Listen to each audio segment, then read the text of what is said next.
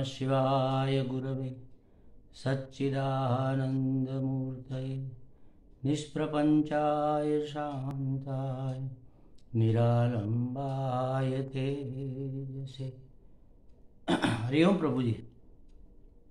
आज के इस प्रश्न परिषद में आप सबका स्वागत है। आज का प्रश्न गोंडल गुजरात से सोनल पटेल जी का है। 2-3 प्रश्न है उसमें से पहला प्रश्न लेते हैं आज। उसने पूछा है, देह भाव से संपूर्ण मुक्ति कैसे हो? देह भाव से संपूर्ण मुक्ति कैसे हो?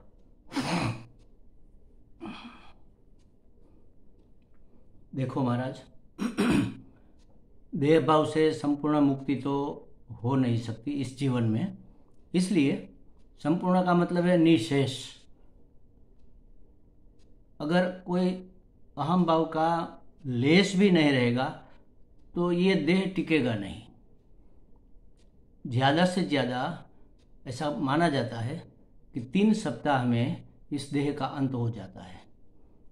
तो थोड़ा बहुत अहंकार तो रहता है, थोड़ा व्यवहार सत्ता चलाने के लायक थोड़ा सा अहंकार रहता है। अच्छा, पहले ये समझ लेते हैं कि ये देह भाव है क्या। इसके समझे बिना इसकी निवृत्ति कैसे करेंगे? जैसे समझो ये पूरा आकाश व्याप्त है। आकाश माने अवकाश, खाली जगह। बाहर जो दिखता है वो तो आकाश है ही, लेकिन अंदर जो दिखता है ये स्पेस, खाली जगह, हमारे और आपके बीच में, हमारे और ये मोबाइल के बीच में, हमारे और ये कपबोर्ड के बीच में जो खाली जगह दिखती है वो सब आकाश है। आकाश माने अवकाश, खाली जगह। तो आकाश कहाँ पर है? हर जगह पर है। अब एक कुम्हार ने एक मिट्टी का लोंदा लिया और अपने चाक पर चढ़ाया और बीच में रखी ऐसे उंगलियां और बन गया ये घड़ा। समझो, ये घड़ा बन गया। अब घड़े के बाहर भी आकाश है, घड़े के अंदर भी जगह है, आकाश है। अच्छा, ये अंदर वाला आकाश कहाँ से आया? कहीं से आया नहीं, वहीं पर था। लेकिन घड़े की दीवार बनने से घड़े के अंदर का आकाश और इसी दीवार के ऊपर हमारी दृष्टि रहने के कारण घड़े के बाहर का आकाश, ऐसी 2 दृष्टियां हमारी हो गई। अब अंदर वाले आकाश ने सोचा कि मैं तो इतना सा हूँ, बस इतना सा अंदर 1 कप पानी अंदर समाएगा, बस इतना सा, समझो कि 100 ml। और ये बाहर ये रूम को समझो, या कुटिया है तो उसको मठ कहेंगे। तो ये मठाकाश तो इतना बड़ा है, कितना बड़ा है। और मैं घटाकाश, घड़े के अंदर का आकाश, इतना सा छोटा हूँ। अपने आप को लघुता ग्रंथि से वो बांध लेगा, लघुता ग्रंथि कर लेगा। अब कोई इससे छोटा घड़ा अगर इसके बाजू में आ जाए, छोटा घड़ा, तो इसको गुरुता ग्रंथि होगी। अरे छी, इतना सा घड़ा, देखो मैं कितना बड़ा हूँ। अपने आप को बड़ा मानेगा उनसे, और मठाकाश से अपने आप को छोटा मानेगा। अच्छा, अब ये घटाकाश का जन्म कैसे हुआ? वास्तव में उसका जन्म हुआ नहीं है। आकाश तो था ही। दीवार के ऊपर, घड़े की दीवार, ये जो दीवार है इसके ऊपर हमारी नज़र पड़ने से, उसके ऊपर हमारी नज़र रहने से, दृष्टि वहाँ से हम उस कोण से देखते हैं, दीवार के कोण से, जिसको दृष्टिकोण कहते हैं। इसलिए हमें अंदर का घटाकाश और बाहर का महाआकाश लगता है। वास्तव में तो आकाश है ही। जैसे कि समझो, एक बार मैंने उदाहरण दिया था, ये पेन इस घड़े के अंदर रखी है और घड़ा यहाँ पर है। अब यहाँ से घड़े को ले जाया जाएगा यहाँ पर, तो पेन कहाँ गई? यहाँ थी और यहाँ गई। घड़ा यहाँ था और यहाँ गया। अब आकाश कहाँ गया? हम कहेंगे कि घड़े के साथ साथ अंदर घटाकाश जो था वो भी गया। ये हो नहीं सकता महाराज। क्यों नहीं हो सकता? पेन यहाँ से यहाँ इसलिए गई कि वहाँ नहीं थी, घड़ा यहाँ से यहाँ इसलिए गया कि वहाँ नहीं था, लेकिन आकाश तो भरा पूरा है। एक सुई की नोक के बराबर भी जगह खाली नहीं है जहाँ आकाश न हो। तो यहाँ भी आकाश था, यहाँ पूरा भरा पूरा आकाश था, तो यहाँ से वहाँ आकाश जाएगा कैसे? वहाँ जगह होगी तभी तो जाएगा। तो कहने का मतलब ये है कि आकाश सर्वव्यापी है, हर जगह पर है, और इसलिए उसमें गति नहीं होती, यहाँ से वहाँ नहीं उसको ले जाया जा सकता। तो कहते हैं कि जैसे आकाश को एक जगह से दूसरी जगह नहीं ले जाया जा सकता क्योंकि वह सर्वव्यापी है, तो उससे भी व्यापक है आत्मा, और सर्वव्यापी है तो उसको कहेंगे सर्वात्मा। और सर्व माने कितना बड़ा? तो सबसे बड़ा, सबसे ज्यादा व्यापक। तो उसके लिए एक शब्द है परम। परम मतलब इससे बड़ा कोई हो ही नहीं सकता, इससे व्यापक कोई हो ही नहीं सकता, उसको कहेंगे परम। परम माने अल्टीमेट। और परम आत्मा, जैसे महाआकाश वैसे परम आत्मा, हर जगह जो व्याप्त है उसको कहेंगे परम आत्मा। अब जैसे आकाश, घड़ा और घटाकाश, इसको याद रखना, हर जगह आत्मा है, एक सुई की नोक के बराबर भी जगह खाली नहीं है जहां आत्मा न हो, और जिसमें आत्मा न हो। हर एक व्यक्ति में तो है, प्राणी पशु पक्षी में भी है, हर एक वस्तु में भी है। उपादान के रूप में रहा हुआ है, ज़्यादा अभिव्यक्त नहीं हुआ तो हमें वो सजीव नहीं लगते, उसमें चैतन्य का इतना ज़्यादा प्रकाश नहीं हुआ, लेकिन है हर जगह। तो ये शरीर, इसलिए इसको घट भी कहते हैं। देखो, घट घट में राम समाया, ऐसा बोलते हैं हम इसको, इस शरीर को घट कहते हैं। घट माने घड़ा। तो इस घड़े का जब निर्माण हुआ, जब कुम्हार ने मिट्टी के लोंदे के अंदर हाथ डालकर इसको आकार दिया, तो इसके अंदर जो रह गया आकाश, तो इस घड़े में तो आत्मा रह गई। आत्मा सर्वव्यापक है, परम आत्मा है, परमात्मा है। तो इसके अंदर जो रह गई उसको हमने जीवात्मा कह दिया।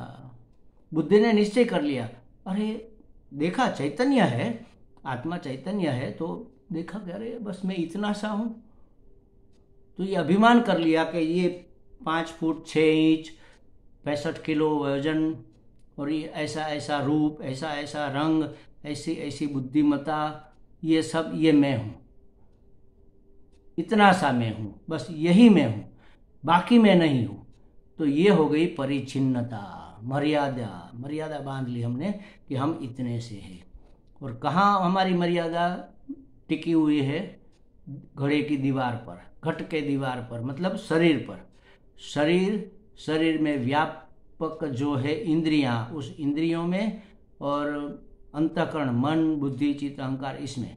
तो बहिर इंद्रिया, अंतर इंद्रिया और ये देह, इन सबको मिलाकर कहते हैं शरीर संघात। तो हमारा मैंपना शरीर संघात के साथ जुड़ गया कि ये मैं हूँ, ये देह में हूँ, ये आँख में हूँ, ये कान में हूँ। अरे महाराज, हम आँख में हूँ ऐसा तो कभी कहते नहीं, लेकिन हम आँख का जो कार्य है वह मैंने किया ऐसा कहते हैं। इसका मतलब यही हुआ कि आँख में हूँ। जैसे कि मैंने देखा, देखती है आँख, और उसमें हमने मैंपना कर लिया और कह दिया मैंने देखा। मैंने आज सोचा था, सोचने का काम तो बुद्धि का है, मन का है, अंतःकरण का है। मैं कैसे सोच सकता हूँ? आत्मा न तो सोचती है, न तो आती है, न तो जाती है, न तो देखती है, न तो सोती है। आत्मा कुछ नहीं करती, व्यापक। आकाश क्या करता है? सबको स्पेस देता है, जो चाहिए ले लो, सबको, इतना उदार है, सब देता है। तो हमने आँख में मैंपना कर लिया, मैंने देखा, मैंने सुना। इंद्रियों में मैं हो गया, इंद्रिया मैं हो गया। ये देह तो मैं, किसी ने बताया नहीं हमें जन्म से आज तक कि ये देह तुम हो। देह का नाम रख दिया, कोई एक-दो, राजू ने, पंकज, या जो भी बोलो, नाम 2-4 रख दिए और इसका एक रूप है। तो ये नाम रूप में अभिव्यक्त वास्तव में तो परमात्मा ही है, लेकिन हमने इस नाम रूप को मैं मान लिया, इस देह को मैं मान लिया। तो ये अध्यास हो गया कि ये मैं हूँ, और यही हमारे सभी बंधन का कारण है, हमारी पराधीनता का कारण। इसमें अहमता हो गई, अहमता माने मैंपना। और इसके जो संबंध में थे जो लोग, जैसे इस शरीर का बेटा, इस शरीर की बेटी, इस शरीर की पत्नी, इस शरीर का भाई, इस शरीर की माँ बाप, जो भी इस शरीर के संबंध से जुड़े हुए संबंधी थे, उसमें ममता हो गई। इस शरीर का स्कूटर, तो स्कूटर मेरा, बहन मेरी, भाई मेरा, घर मेरा, पुस्तक मेरा, मेरा मेरा हो गया, ममता हो गई। इस शरीर में जब तक अहमता रहेगी तब तक इस शरीर के संबंध से जुड़े हुए लोगों से ममता भी रहेगी। सिर्फ लोगों से ही नहीं, व्यक्ति, वस्तु, पदार्थ सभी से। और तब कामना होगी इस शरीर के लिए या इस शरीर के संबंधी जो है, सगे संबंधी, उसके लिए कुछ प्राप्त करने की। तो अहमता, ममता और कामना, ये तीन चीजें मनुष्य को बांधे हुए हैं। अगर हम अहमता छोड़ दे तो ममता छूट जाएगी, कामना छूट जाएगी। इसलिए किसी को इस देह में परिच्छिन्न रहना, बंधे हुए रहना अच्छा नहीं लगता। इसीलिए ये प्रश्न खड़ा होता है कि देह भाव से संपूर्ण मुक्ति कैसे हो। अच्छा, अब बंधन किसने बांधा है? बुद्धि ने। कि बुद्धि ने सोचा कि ये मैं हूं, बुद्धि ने कहा कि इंद्रियां मैं हूं। बुद्धि का निश्चय है, निश्चय हमेशा बुद्धि करती है।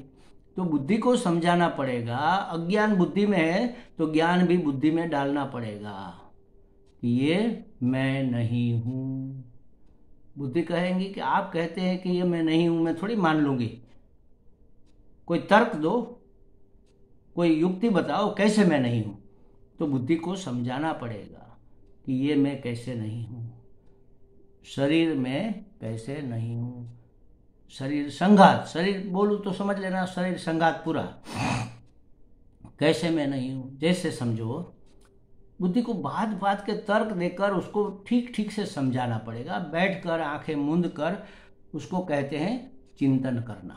चिंतन करना पड़ेगा कि देखो, मैं बचपन में छोटी सी थी या छोटा सा था, लड़की थी तो कितना अच्छा फ्रॉक ये वगैरह पहनकर फुदकती रहती थी, पतंगे की तरह, इधर से उधर, इधर से उधर, उधर से इधर उड़ती रहती थी, बटरफ्लाई की तरह। इतना उत्साह, इतना आश्चर्य से भरा हुआ जीवन, कितना शरीर हमारा उछल कूद कर सकता था, थकती नहीं थी, थकता नहीं था। वो शरीर गया, अब बिल्कुल बचपन का शरीर नहीं है। समझ लो कि इस जिंदगी के 4 हिस्से किए जाए, बचपन, युवानी, प्रौढ़ावस्था और वृद्धावस्था, तो 1/4 जीवन गया। बचपन का शरीर गया, जवानी का शरीर आ गया, मतलब कि 1/4 गया। तो क्या मैं 1/4 कम हो गया? अगर मैं शरीर होता तो मैं भी 1/4 कम हो जाना चाहिए था, चतुर्थांश में कम हो जाना चाहिए था। नहीं हुआ। जवानी आई, इतने बड़े बड़े पराक्रम के काम किए, इतनी डेबिट में भाग लिया, इतने अध्ययन में नाम कमाया, ये किया वो किया, शादी की, गृहस्थी बसाई। जवानी गई, मतलब आधा हो गया। तो मैं आधा हो गया क्या? मैं तो आधा नहीं हुआ, मैं तो पूरा का पूरा हूं। जवानी का शरीर बिल्कुल गया, मैं बिल्कुल ही नहीं गया, वही का वही और पूरा का पूरा हूं। तो मैं शरीर हो नहीं सकता। इसी तरह प्रौढ़ अवस्था, प्रौढ़ अवस्था भी गई। हमारे जैसे लोगों की समझो कि प्रौढ़ अवस्था चली गई, 60 साल गए मतलब प्रौढ़ अवस्था गई, या 80 समझ लो, 100 साल की आयु समझो तो गई। 25 साल बचे अब वृद्धावस्था के। लेकिन मैं तो पूरा का मैं तो पूरा का पूरा हूं, वही का वही हूं। अब ये वृद्धावस्था भी जाएगी, वृद्धावस्था का शरीर भी जाएगा। तो मैं जाऊंगा क्या? बचपन में नहीं गया, जवानी में नहीं गया, प्रौढ़ अवस्था में नहीं गया, तो वृद्धावस्था में कैसे जाऊंगा? मैं तो रहूंगा, ये शरीर जाएगा लेकिन मैं रहूंगा, क्योंकि मैं मरने वाला नहीं हूं, मारने वाला मैं नहीं हूं। तो इस तरह से बुद्धि को समझ में आ गया कि हाँ बात तो सही है, ये मैं नहीं हूं। फिर भी वो नहीं मानती है। फिर दूसरा तर्क दो कि जैसे समझो जो चीज मेरी होती है वह मैं नहीं होता। जैसे कि ये रुमाल मेरा है तो ये मैं नहीं हूं। जैसे पुस्तक मेरा है तो मैं पुस्तक नहीं हूं। जैसे स्कूटर मेरा है तो मैं स्कूटर नहीं हूं। तो जो मेरा होता है वो मैं नहीं होता। तो ये शरीर मेरा है, इसका मतलब यही हुआ कि मैं अलग हूं, शरीर अलग है, शरीर मेरा है, तो मैं शरीर नहीं हो सकता। ऐसे ऐसे तर्क देकर बुद्धि को समझाना पड़ेगा कि भाई ये देह मैं नहीं हूं, तभी देह में मैं पना छूटेगा। देह में मैं पना, इसी का नाम है देहाध्यास। शरीर जाता है जाता है जाता है, दिखता नहीं है कब गया, लेकिन ऐसा कहा जाता है कि हर 7 साल में हमारे शरीर का एक एक अणु बदल जाता है। बचपन से लेकर 7 साल तक थोड़ा बहुत कम होते होते होते होते होते 7 साल पूरे हुए, पूरा शरीर बदल गया। पहले साल में अंदरूनी कुछ बदला, फिर दूसरे साल में इसके ऊपर वाला, फिर इसके ऊपर वाला, फिर थोड़ा थोड़ा चेहरा बदला, फिर थोड़ा थोड़ी हाइट बदली, फिर थोड़े थोड़े आवाज़ बदली। ऐसा करते करते 7 साल में आदमी पूरा बदल जाता है। फिर 7 और दूसरे 7 आ गए, 14 साल में फिर बदलता है, 21 साल में फिर बदलता है। तो 7 साल में आदमी पूरा बदल जाता है। कितनी बार बदला अब तक? चला गया वो शरीर, वो आवाज़ चली गई, वो समझ चली गई, नई समझ आ गई, जो कौशल्य था हमारे अंदर वो भी अब नया आ गया, डेवलप हो गया। लेकिन मैं तो वही का वही और वैसा का वैसा, पूरा का पूरा हूँ। इसका मतलब ये है कि मैं ये शरीर संघात नहीं हो सकता। ये बुद्धि को समझा दिया। हाँ, समझ में आ गई बात, शास्त्र ने समझा दिया, अहम ब्रह्मास्मि, मैं ब्रह्म हूँ, समझ में आ गई बात। कैसे समझ में आ गई? लेकिन व्यवहार के समय ये टिकता नहीं है। अब इसका भी कारण जान लो, क्यों नहीं टिकता है। हमने बुद्धि को समझाया, मतलब बुद्धि की शिक्षा तो हो गई, लेकिन मन नहीं मानता, क्योंकि मन की दीक्षा नहीं हुई। बुद्धि में शिक्षा होती है और मन की दीक्षा होती है। पहले मन की दीक्षा करनी पड़ेगी। दीक्षा माने कमिटमेंट।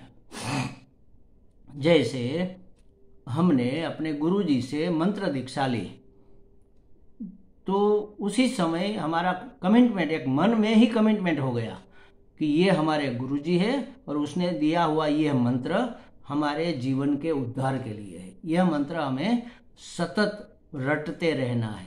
सुबह शाम बैठकर माला लेकर उसका जप तो करेंगे, लेकिन पूरे दिन हमारे अंदर ये गूंजता रहना चाहिए, क्योंकि ये हमारे गुरुजी ने दिया है और गुरुजी भगवान के बराबर है। वो हमारे कल्याण के लिए हमें जो योग्य लगा वही उन्होंने किया है। तो ये कमिटमेंट हो गई। अब मन में सतत चलता रहेगा, राम राम राम राम, उठते राम, बैठते राम, सोते राम, खाते राम, पीते राम, जो कुछ भी करे अंदर से चलेगा राम राम। राम मंत्र दिया है गुरु जी ने, शायद एक एग्जाम्पल के लिए समझ लो। तो उसी तरह मन को समझाना है, मन की दीक्षा करनी है, और वो भी होती है गुरु के पास। तो इसके लिए हमें हमारी संस्कृति में देखो कितने अच्छे अच्छे उपाय है। ये टेक्निक है दीक्षा लेने की। मंत्र दीक्षा लो, फिर साधना दीक्षा लो, फिर संन्यास दीक्षा लो, या तो वानप्रस्थ दीक्षा लो, संन्यास दीक्षा लो। ये सभी दीक्षा या कमिटमेंट है, तभी मन मानेगा। वरना देखो शादी होती, क्या होता है, शादी हुई, एक लड़के की शादी हुई, न तो लड़के के ऊपर एक सींग निकला, न तो लड़की के बाल में एक पीछा नया निकला, या तो फूल खिला, कुछ नहीं हुआ। वही के वही दोनों थे, उसमें कोई फर्क नहीं हुआ। लेश मात्र भी उसके देह में, उसके कहीं पर कोई फर्क नहीं हुआ। लेकिन बुद्धि ने समझ लिया कि अब मैं किसी की पत्नी हूं, अब मैं किसी का पति हूं। शाम को शादी हो गई, रात को सो गए, सुबह उठकर उसको याद पहले ही आएगा कि मैं किसी की पत्नी हूँ, मैं किसी का पति हूँ, तो मुझे ये करना चाहिए, मेरा ये फर्ज है, मेरा ये नियम है, ये सब ये क्या है? शादी कमिटमेंट है। विधि करते 4 ऐसे घूम लेते, अग्नि के आसपास फेरे ले लेते, 4 के 24 ले लो, क्या फर्क पड़ता है? अगर शादी ही नहीं है, ऐसे ही अग्नि प्रकट करो या ऐसे ही मंत्र बोलो और अकेले अकेले घूम लो, तो हम अपने आप को पति नहीं मानेंगे, अपने आप को पत्नी नहीं मानेंगे। ये है दीक्षा। तो ऐसे किसी सदगुरु से मन को दीक्षित कराना चाहिए और उसके मार्गदर्शन के अनुसार हमें यह देहाध्यास छोड़ने का अभ्यास करना चाहिए। उसके मार्गदर्शन तो मिल गया, अब किसी की क्या जरूरत है? क्या इसी ऐसे गुरु की क्या जरूरत है? जरूरत है, क्योंकि मन वही मानेगा कि ये मेरे गुरु है, उन्होंने मुझे कहा है, वो मेरा कल्याण चाहते, और उसके आशीर्वाद और उसके तप का बल भी उसके पीछे रहेगा। तो हम जब कमजोर पड़ जाएंगे तब उसके आशीर्वाद, उसका अनुग्रह और उसके तप का बल हमें गिरने नहीं देंगे, हमें संभाले रखेंगे। तो ऐसे या तो किसी को गुरु मन से ही मान लो बस, तो भी चलेगा, तो भी ये दीक्षा ही हो गई, लेकिन ये कमिटमेंट पूरा होना चाहिए, तभी ये देहाध्यास धीरे धीरे धीरे धीरे छूटेगा। फिर रह जाएगा थोड़ा सा, लेस मात्र व्यवहार करने के बराबर रह जाएगा। संतों में भी होता है, सभी जीवन मुक्त पुरुष है, उसमें भी ये अहंकार रहता है, ये मैं हूँ। हम उसका नाम लेकर पुकारेंगे तो वो जवाब देंगे, हम कहेंगे राम बाबू जी, तो वो कहेंगे हाँ जी बोलो क्या है, जरूर कहेंगे। वास्तव में जिसको हमने बुलाया, जो देह, वो राम बाबू नहीं है, ये तो देह का एक नाम है, वो तो आत्मा है, परमात्मा है, लेकिन उसको क्या कहेंगे? वो आत्मा जी ऐसा थोड़े कहेंगे, तो सभी आत्मा है। तो व्यवहार चलाने के लिए थोड़ा अध्यास रखना पड़ता है, रहता ही है, रह ही जाता है। वो जब अंत समय होता है तब गिरता है, और तब मनुष्य का शरीर भी शांत हो जाता है। लेकिन महत्तम देहाध्यास छूट जाना चाहिए। अगर देहाध्यास छूट गया, जीवन मुक्त हो गए, समझ लो। यही एक साधना है और इतना आसान है। स्वामी राम सुखदास जी कहते, माना हुआ ना माना कर दो, बात खत्म हो गई। हमने मान लिया है ये शरीर में हूं, ना माना कर दो। मान लिया ये मेरा संबंधी है, हम इस संबंध, देखो शब्द समझो, सम्यक बंधन, अच्छी तरह से बंध जाते हैं हम कहाँ बंधे हुए हैं? अपने संबंधों में बंधे हुए हैं। मेरा स्कूटर, मेरा पुस्तक, मेरा पेन, मेरी बेटी, मेरे चाचा, ये मेरा मेरा मेरा जो है सब बंधन है, ये रज्जू है, ये इस डोरी से हम बंधे हुए हैं।